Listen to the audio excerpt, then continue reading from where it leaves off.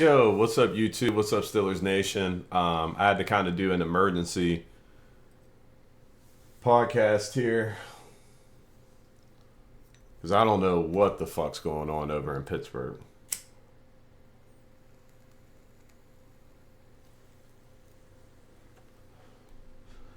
I wake up today, I go on Twitter, and I see Justin Fields is trending. I'm like, bro, what? So whenever I looked a little bit further into it, hold on. I just had this pulled.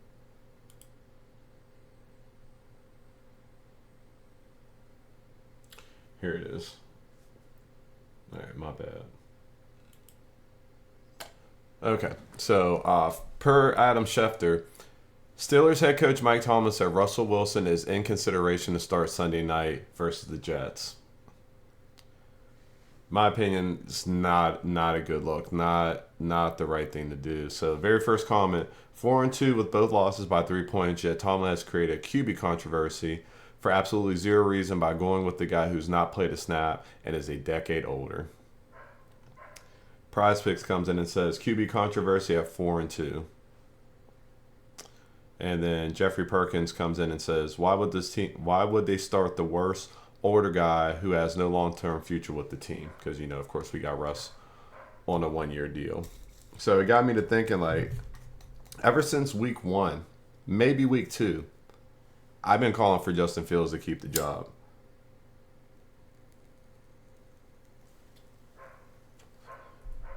At the beginning of the season, I assumed it'd be Russ, which I think we all did. Russ gets hurt. We learn right before the first game, right before that Atlanta game, that Justin's going to play. He plays well. We get the win. I'm thinking the next week when we go to play the Broncos, like, okay, Russ is definitely going to start. We're going back to Denver. He gets to get his revenge. And we know that didn't happen. Justin Fields went out and won. And we won again in week 3 against the Chargers. We had a couple of weeks we lost. And then, of course, we just won 32-13 against the Raiders. And I don't think that Justin has done anything to lose his job. Yeah, there's some people that are open here and there. Yeah, he doesn't always put enough touch on the ball to make the ball catchable. But the dual threat of his legs, plus the man he can sling it. It's like little things of, just learning, to read the progression a little bit better. And then also, maybe just take a little bit of mustard off that ball to make the ball more catchable for his guys. I think Justin Fields can be our QB of the future. I think going to Russ after 6 weeks when you're 4-2 is not a move. I don't think you ever bench a QB who's winning, but that's just my 2 cents. So I went through and was looking at a couple things here. So Pickensburg brings up a good one here. We have line troubles, We see man come right up the middle. 3 guys come up the middle. Justin's able to escape, extend the play, run to his left, and hit Calvin Austin with a dime to pick up a first down. That's a big play. That's not an easy thing to do. And then Mina Kimes, I hope I'm saying her name right, brought up a point about the rushing game. And I'm not even talking about the first season, which went around. I'm talking about the latest season, 2022. We saw him play because he was not better. I watched every game than Justin Fields in any capacity that year. And statistically, that's the case. Justin Fields is better this year than Russell Wilson was that year in every metric: QBR, EPA per play, 3-and-out rate, all of it. The only way it makes sense is if Mike Tomlin says Russell was the starting quarterback and he's not going to lose his job as the starting quarterback because of injury. But Mina, don't you lose the ability for the rushing touchdowns? That's the other thing, right? This is already a run game that's been very up and down this year. We've talked about it. Switching to Russell Wilson hurts your run game in a way. I think it hurts your offensive line as well. Because of what Justin Fields brings to the table as a runner, the way that defenses, linebackers have to respect him as a threat, that helps the run. Russell Wilson, unfortunately, doesn't have the same mobility that he had earlier in his career. Maybe he could be better than he was in Denver, but it tends not to happen with quarterbacks. This just doesn't make sense. Doesn't make sense. Now, I agree.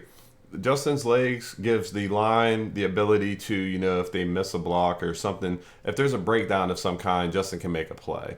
It also gives us another runner in the backfield to where, if he's handing it off to a running back, the defense has to think, okay, is he actually truly handing this off, or is he going to keep it and run with it himself? So We have a young offensive line. Russ isn't as mobile as he once was. Plus, he's coming off an injury. So he could be, I don't want to call him a statue back there, but it's going to be different. It's going to play different. Jarrett Kane, Justin Fields is my QB1. In my opinion, there's no discussion. Justin Fields in 6 games has 10 total touchdowns and 1 interception. He's not turning the ball over, keeping drives alive, and utilizing his legs. There's absolutely zero reason to bench him, and I agree. Justin Fields is 6 points away from being 6-0, and Tomlin, starting a washed nigga he promised a starting job to. This is why we complain about stupid-ass niggas. I love Mike T, but shit like this does frustrate me because that's what it seems like. It seems like, Russ is just a veteran. He was promised a job when he signed here, and Mike Tomlin is just trying to hold on to that promise, even though we see this great product on the field with Justin Fields. I mean, it's not perfect. No QB is going to be perfect. Even Patrick Mahomes isn't having his normal Patrick Mahomes year, but they're winning. FanDuel actually puts up a side-by-side between Justin Fields and C.J. Stroud, which a lot of people consider one of the best quarterbacks in the league, myself included. I think he's top 5. So it looks like Stroud has about 300 yards more passing, about 2% higher completion percentage, the same amount of total touchdowns. Justin has 5 through the air, but he has 5 on the ground. He has less interceptions, and his passer rating is only 5 points shorter. Not bad comparison to one of the best QBs in the league. Let's see. ML football. It is insane that the Steelers are benching Justin Fields. Led his team to a 4-2 record, tied for first place in the AFC North, 1,338 total yards, 10 touchdowns, and only 1 interception. We have also never seen Justin Fields so confident on this pro level, and now they do this, which I agree. When you see Justin Fields in his press conference, you see no rattle. You don't see any emotion. Just very, very even kill, which I respect in a quarterback. Because whether things are going great, whether they're not going great, he's just staying the course. He's confident, and he's ready to go out there and compete and win games. And I just like his demeanor. I like watching him. I like seeing that number 2 in the backfield. I like having a mobile, scrambling quarterback. It reminds me of when I used to play a lot of Madden back in the day. I would always have a QB who could move. Because if something breaks down, if something doesn't go quite right, you got a safety valve in your quarterback. The Steelers are giving up on Justin Fields before the Browns gave up on Deshaun Watson. That's very telling. I'm not here to do a victory lap around the Browns for being ass. It is what it is. Deshaun Watson has not been the same as he was in with the Texans, but it just goes to show that two different organizations, two different organizations, both stubborn. One is making a change when they don't need to. One is not making a change when they probably should. So that's just I thought that was saying something there. All right, Tom Pelissero, hopefully I'm saying that right. The Steelers plan to give Russell Wilson first team reps in practice this week, putting him in line to make his season debut and start against the Jets. Sunday Night Football against the Jets. Pittsburgh is 4-2 with Justin Fields, but Wilson's calf is fully healed, and now he gets a shot. And I think this might be the last one. This is actually just a piggyback off of that original tweet where Jarrett Kane came in and said, completely inexcusable, coaching malpractice.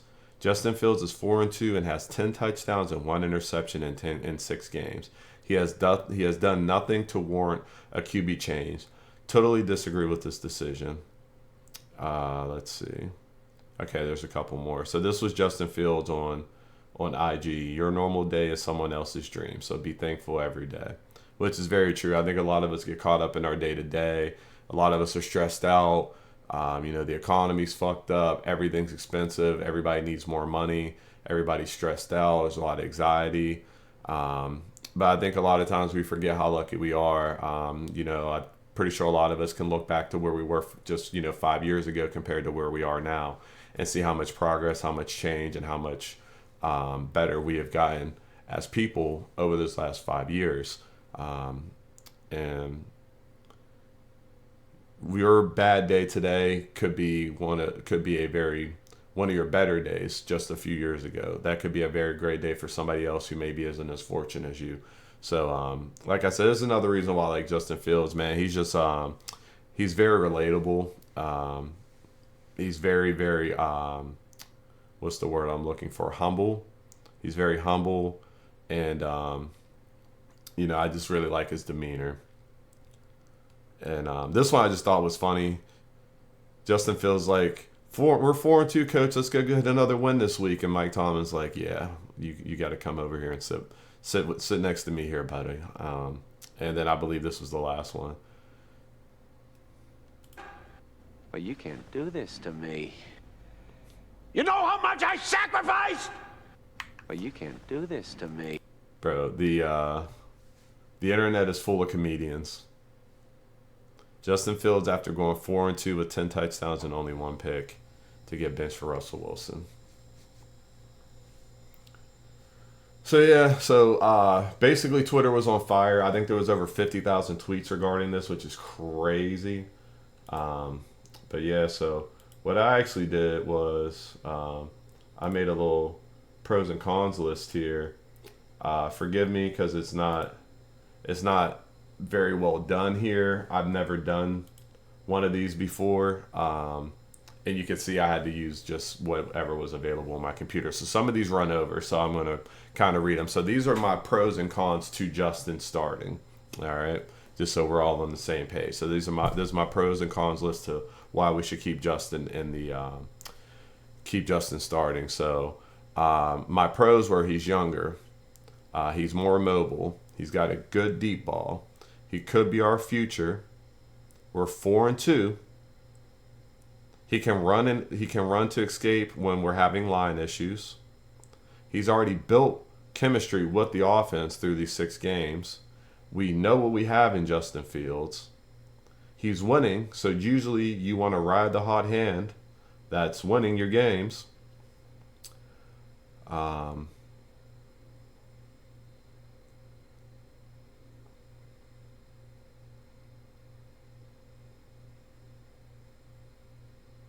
Oh, sorry, this is where it ran over. So there's a possibility that Justin can have more passing yards. A penalty here or there not being there, that's more yards. A drop, we've had a lot of drops. If some of those drops were made, not only does he have more yards, he has touchdowns. Some of those penalties will erase touchdowns. And then also, there's some times where there's open receivers he just doesn't see, or he puts too much mustard on the ball and they can't catch it. All that will lead to him having better passing numbers. And Justin Fields gives us the option to do, or the possibility to do read options and design QB runs, just like the one we had against the Raiders where he did a QB draw, ran straight up the middle, got more than 10 yards. Now, some of the cons, he has less experience than Russell Wilson. He is slower at reading the D, pause. He needs more touch on his medium balls, pause. With Russ, 3 to 4 years max, not even necessarily with us. I think just how much time he has left in the league. He's 36. Aaron Rodgers is 40. Aaron Rodgers is one of the best quarterbacks that ever played, and we see him, going through his struggles. So I think he's got maybe 3 to 4 years left max. Russ is an experienced pro, but he's also injured. He's also been injured. Russ is not as mobile. He's injured and he's older. Now, Russ did get a bulk of the reps in training camp, so he does have some rapport with the receivers, but not as much as Fields playing in actual games, which I know Tomlin said that what you do in games weighs more than what you do in practice. What he said was what you do in stadium is way more than what you do in practice. That was his words. Russ is unknown. We've seen Russ play for a lot of years. We know what he is as far as what we've seen with other teams, but we don't know what Russ is after, leaving Seattle, basically getting kicked out of Denver and then getting hurt. We don't know what we have in Russ as of right now. I can see that unknown being something that draws people in to want to play him even more just to see what we have, but we know what we have with Justin Fields. I think it would be a bad idea to bench a QB who's winning, which we talked about before, along with Russ's mobility or potential. mobility issues. He may not be able to move in the pocket as well. He may not be able to escape the pocket as well and run downfield. And he may take more sacks. Pause. And then, whereas Fields, you can design runs for him, Russ is going to be a pocket QB. I don't see us running read options or design QB draws with Russell Wilson coming off of his injury. So if it were me, I'm riding with Justin Fields. Russ can serve backup. Russ can still go on and play somewhere else next year. And if somebody wanted to come get him from us, like a Miami or I know there's some other teams with QB issues. I just can't think of them off the top. Second round pick. I know that's asking a lot, and that's the point. We've seen last year and the year before where we've had starting QBs get hurt, and then either Kenny Pickett or Mitch Trubisky, aka Mr. Biscuit, has to come in and they play like shit. So I think it's very, very responsible to have a backup quarterback who can play. So if somebody wants him, second round pick. If not, get the fuck out of here, kick rocks. That's my opinion. So I just wanted to kind of cover that because I've never really done these videos where I kind of just discuss the team or different things too much. It's mainly just focused on the game. But I felt like this was warranted with how the internet kind of exploded with all of this news that Russ may actually start, and it's got me kind of sick. So hey, if we do ride out there with Russ, it's still my team. I'm still going to support him, but I will be mad and I will be very disappointed if we lose a game that we could definitely win. So that's all I had on the QB controversy there, but I did kind of want to touch on some of this wide receiver trade, which I said I wasn't going to do this because obviously, the Brandon Ayuk saga, and we all know how that went. When Davante Adams was announced, I was like, I'm not even bothering myself with it. But in light of more recent developments today, I kind of wanted to talk about a couple wide receiver trade news things. So our pal from our favorite place across the Ohio River there up in Cleveland, Amari Cooper gets traded to the Bills, which I think that's a huge move and very telling. One, the Browns are complete shit right now. No disrespect. Them trading their number one receiver says a lot. They're probably kind of punting on this season if you're trading your number one receiver away during the season. I know we traded our quote-unquote number one receiver in the offseason, but I think we had plans to replace him, and they just fell through. But the fact that Cleveland traded him away during the season kind of lets me know that Cleveland may be punting on the season. And the Bills really needed a receiver. I didn't think they were going to be very good this year because they don't have anybody. They paid Josh Allen all that money, so they had to get rid of everybody. But this is a big one. And if this is right, let's see. It says the Bills received Cooper and a 6th-round pick, a 3rd-round pick, and a 7th-round pick in 2027. But what did the Browns get? Oh, I see. The Bills received Cooper and a 6th-round pick, and what they traded was a 3rd-round pick and a 7th-round pick. We could have did that. Shit, we could have did that. Now, would the Browns actually trade Cooper to us? I highly doubt it. You usually don't trade a star player within your own division. But Amari Cooper, he's out of Cleveland. I think Jerry Jeudy's now going to be their number one. I don't know if their tight ends come back. I forget what his name is. I know he got hurt. But yeah, the Browns are no longer the home of Amari Cooper. He's on to Buffalo. And 2 receiver trades, actually. I called this one. Davante Adams. He's going to the Jets. Aaron Rodgers was on the Pat McAfee show today. Davante Adams was already in the building and made a little appearance on the Pat McAfee show, which was kind of crazy as hell to see. But yeah, Davante Adams is no longer on the board. Even though we didn't have to play him last week against the Raiders, we're going to have to play him this week against the Jets. How crazy is that? So it looks like the Raiders are going to get a 3rd-round pick for Davante Adams. That could become a 2nd-round pick based on incentives if he gets the first or second team All-Pro. If they go to the AFC Championship or the Super Bowl, that third round turns into a second round pick. So the Raiders, I mean, they get a good pick. They get very good compensation for that. Devontae Adams is a little older, and he has a big contract. So the fact that the Jets got him for a third round pick, that could be a second.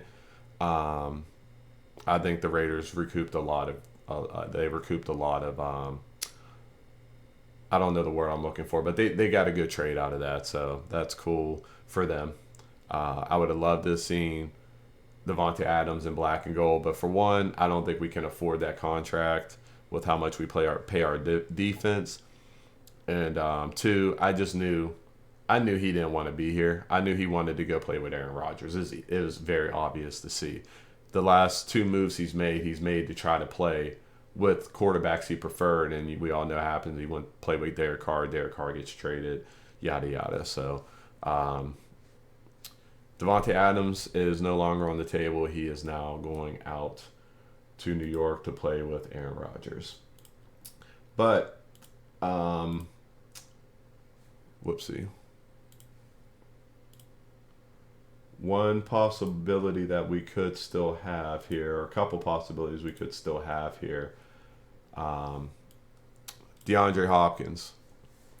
As of right now, he has 14 receptions for 175 yards and a touchdown. Not the best numbers. He's also 32 years old. All right. So I think we could actually get this guy for like a fourth. Not even a fourth. I think we could trade a 6th round pick for this guy. I think we could trade a 5th or a 6th round pick and get him easy. Get him out of Tennessee. Get him away from Will Levis. If Mason Rudolph starts, is starting, then they probably want to have this guy. But Will Levis, I don't think he's it. Oh, excuse me. In my personal opinion, I could be wrong. Wish him all the best. But DeAndre Hopkins would be a great addition to our receiving room. Yeah, he's a little bit older, but the dude's got a lot of gas left. I've seen a couple of his games. He can still move. He can still get separation. He can still get open. He still has great hands. And the fact that we can get this guy without having to pay him a whole boatload of money, without having to give up like a first, second round pick for him like we would have had to do for Ayuk or for Devontae Adams. We can get great value. George can still be our number one. Devontae could be our number two. And then we have Calvin Austin and Roman Wilson that could split the slot receivers if we go four wide. Don't even put Van Jefferson on the field at all. Just put the two small guys in Calvin Austin and Roman Wilson, the two small, speedy guys out there. Let them create separation, and you got these two big guys on the outside in Pickens and Hopkins. I think that could actually play out really, really well for us. And what my buddy said, he texted me earlier, shout out Mike. He said that I heard you guys are trading for Adam Thielen. And I said, ooh. Huh. Now, you know what? Maybe not. He's on IR.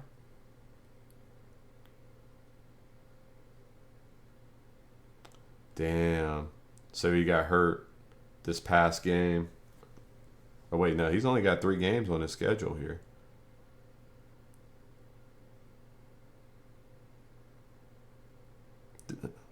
He hasn't played since September. Okay. He's been on IR for 21 days, huh? Well, if he's been on IR for 21 days and he has these numbers in 3 games, that's not bad. I'm not going to lie. That's not bad. So, what, 21 days? So that's about 3 weeks. So, yeah, he actually might be coming off of IR this week. Let me see. Adam Thielen injury. September 24. September 24. September 24. Is there anything more recent?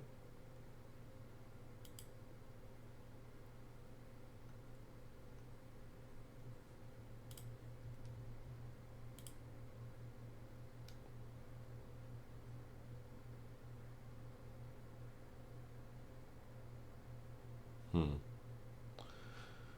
3-year, $25 million deal. I don't know. But IR's 4 weeks. He's been on it for 3. This would make 4 weeks this week. So, I mean, it's still possible. It's still very possible. Now, granted, Adam Thielen's a little older. He's older than me. He's 34 years old. But he had over 1,000 yards last year when he came to the Panthers. And as we see in 3 games, 3 games not bad. I mean, this is way more than what Van Jefferson was doing for us. And he has a touchdown. He did score a touchdown in his most recent game. So I kind of like that move. I think we could get him for a 6th-round pick. His contract is a little bit bigger. But granted, this is a 2nd year into that contract, and we're almost halfway through the season. So we wouldn't have to eat all of that, just whatever's left for this year and possibly for next year. I don't know how much of his money's guaranteed. But I think either one of these options, whether it be Adam Thielen, who has 8 receptions, 109 yards, and a touchdown in 3 games, or DeAndre Hopkins, who has 14 catches for 175 yards and 1 touchdown in 6 games. He played all 6. They only got 5. That's only 5 games. I think either one of these guys could be solid additions to our team. So we'll keep being optimistic, and another receiver can make a huge difference for us. Our running backs coming back healthy will make a huge difference for us. And just the last thing, kind of give you some comparisons to their numbers. So like we said, Hawkins is at 14 receptions for 175 and a touchdown. Adams is at 8 receptions for 109 yards and a touchdown. Our very own George Pickens has 26 receptions for 363 yards and no touchdowns. So, if we could have some of these guys come in and play alongside of George Pickens and bring some of this production, it would help out a lot, because their numbers are pretty similar to like a Calvin Austin. Calvin Austin's been playing pretty decent. I actually like what I've been seeing from Calvin Austin. But then we go to Van Jefferson.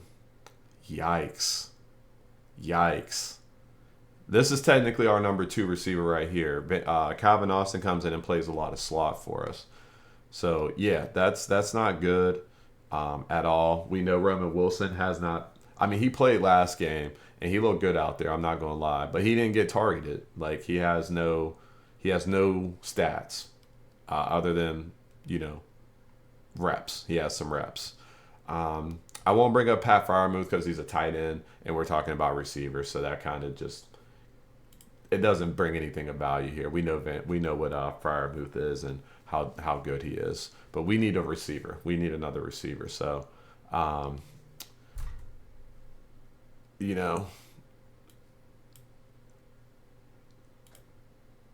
it doesn't matter how you slice it. Either one of these guys. Oh, my camera's in the way. It really doesn't matter how you slice it. Either of these guys would be a serious upgrade over Van Jefferson. Yeah. That's all I got. If you made it to this point of the video, use a real one. I appreciate you. Thank you for watching. If you do enjoy this video, please give me a like. Please subscribe. We're getting close to 450 subscribers. We're trying to make it to 500 subscribers sooner than later. So if you did enjoy this, if you do like watching my content, if you like the Steelers in general, please consider giving me a subscription, or subscribing to my channel, I should say. I've been picking up on this a lot more, and I've been having a lot of fun. I know I'm not very good, and there's a lot of other Steelers YouTubes out there. I watch a bunch of them myself. But, I'm learning. I'm getting better, and I'm enjoying this. So I do want to thank you again for your time. We appreciate you, and we'll catch you later. GG's.